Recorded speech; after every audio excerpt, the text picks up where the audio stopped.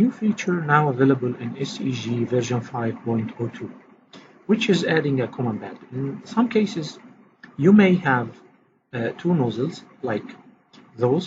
They are near to each other, and you can figure that the reinforced beds are close and they have a clash.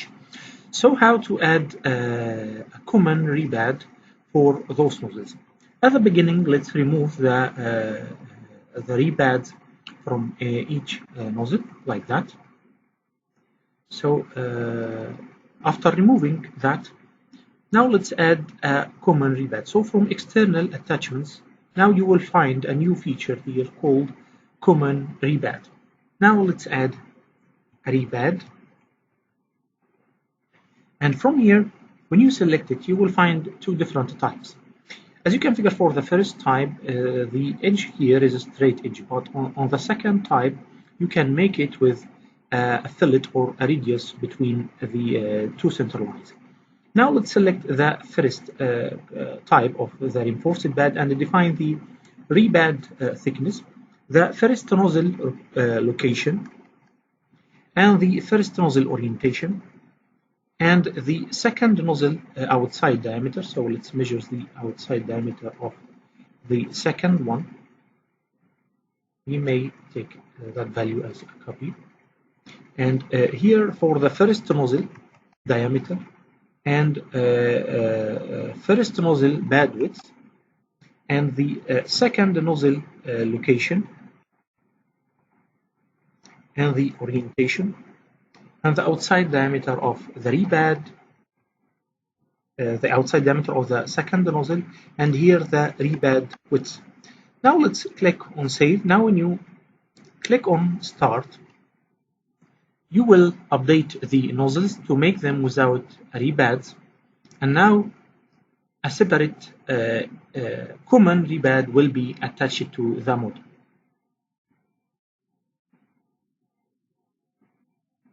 As you can see, now you have a common rebed for both of nozzles like that. And if you would like to get a sheet metal development for this piece, so you can open that part and get sheet metal development by that way.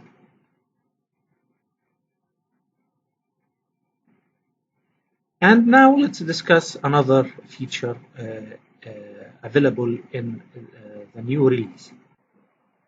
Another feature now available in this release, which is adding internal anodes. So when you select the can, for example, and from the internal attachments, you will find a new item here called anodes. So let's add the first anode.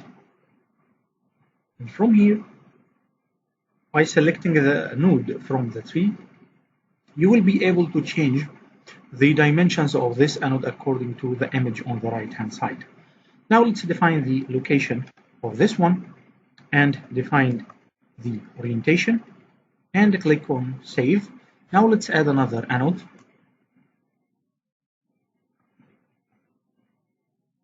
And let's make it looks like anode 1. And let's change the orientation and click on save. Now let's create those anodes. Here if we take a look from the front side, now we have those anodes on the internal side of the shell. Now let's discuss another feature available in this release, which is the compatibility with the Autodesk nesting tool.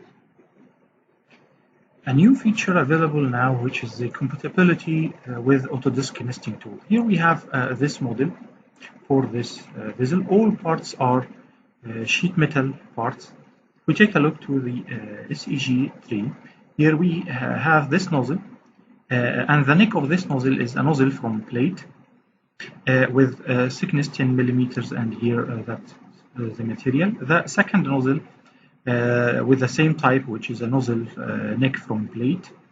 And here we have this type of support cradle. Okay, all parts are sheet metal parts and another type of cradle.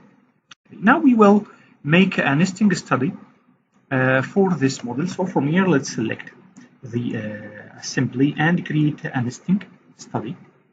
From here, select standard millimeter nesting study. And now the nesting tool will detect the items and compare the materials and thicknesses. So now the nesting tool detects that all materials are the same and all thicknesses are the same. Now we will click OK to accept or yes to accept the item, and the nesting tool now creating the sheet metal development for the parts. Now, as you can see here, we have an issue with the that part, which is nozzle N1. And now let's accept this. We need to check the issue with that one. So let's open part number 1. And from here, let's go inside that part and create the sheet metal development for this one.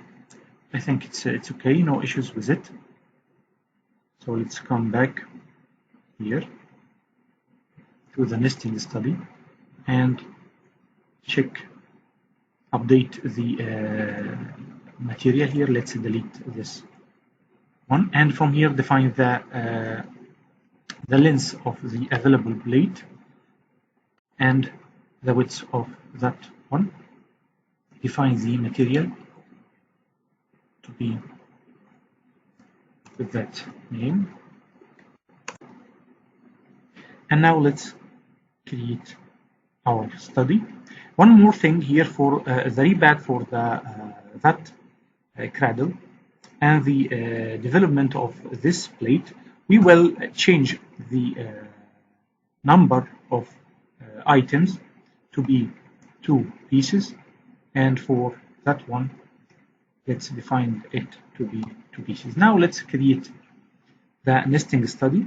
Select the suitable options for the arrangement and create your study. Now, as you can see, we have the arrangement of plates here.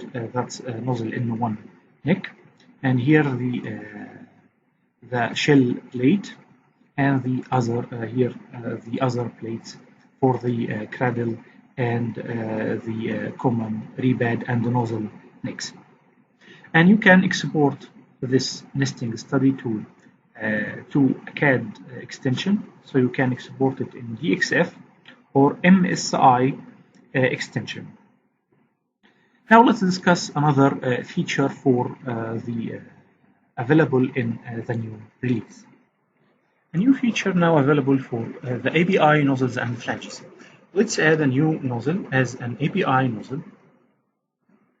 Now when you select the nozzle as a nozzle from pipe, and from here you will find the ability to change the dimensions for the rebad in case of you have a reinforced rebad as a diamond rebad, so you can change the length and width of this rebad.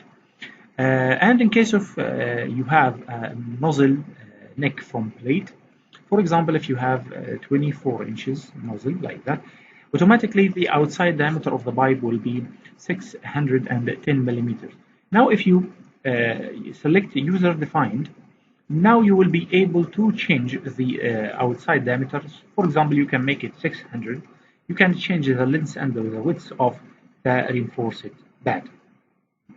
So that's an option here. Now if you would like to add a flange according to the API,